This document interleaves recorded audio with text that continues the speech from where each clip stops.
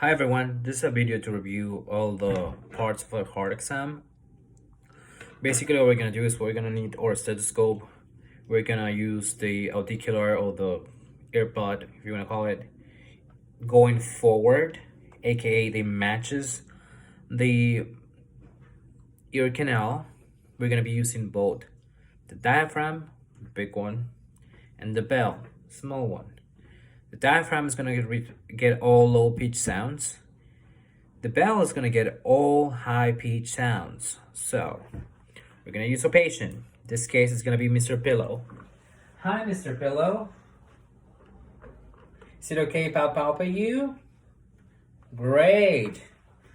So first we're going to locate the carotid. Keep some pressure.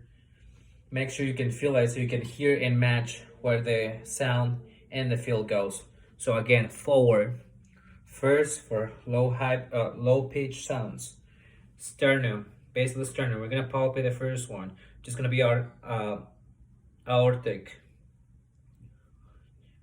We're gonna try to stay 3 to 6 seconds. So now we move to pulmonary. Palpate it, place it, go. Now we're gonna go mid-clavicular. Mid-clavicular line, go down. And this one is gonna be the herbs. Palpate, place. Again, around 6 seconds. Then we're gonna have the tricuspid, which is gonna be between 4 and 5th clavicular rib. And then the mitral. 6, awesome. Then we're gonna use the high pitch. High pitch is especially for things like murmurs and reflex. So again, feel the carotid, palpate, place, 3 seconds. Go to the second one, pulmonary, mid-clavicular, go, tricuspid, and then mitral, mid-axillary line. Perfect.